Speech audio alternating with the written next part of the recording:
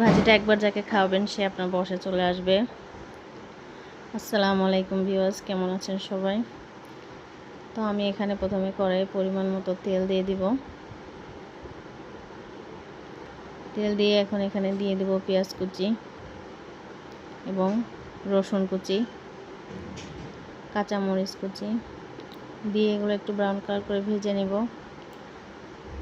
ভাজা হয়ে গেলে এখন এখানে দিয়ে দেব লবণ, 1 চা চামচ হলুদের গুঁড়া, 1 চা চামচ ধনিয়া এবং জিরা গুঁড়া দিয়ে একটু নেড়ে চেড়ে এখন এখানে দিয়ে দেব চিংড়ি মাছ।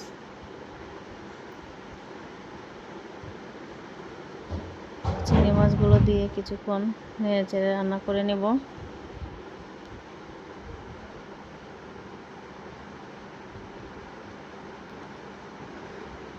এখন এখানে দিয়ে দিব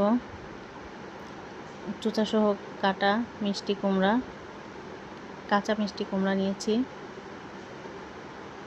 তো এখন মিষ্টি কুমড়াগুলো নেড়ে চেড়ে কিছুক্ষণ ভেজে নেব। ঢাকনা দিয়ে রান্না করব।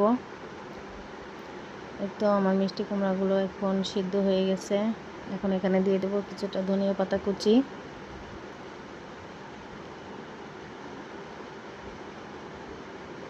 আর 1/2 চা চামচ গরম মশলার গুঁড়া। এই গরম মশলার গুঁড়াটা যে কোনো ভাজিতে দিলে ভাজির টেস্ট দ্বিগুণ পরিমাণে বেড়ে যায়।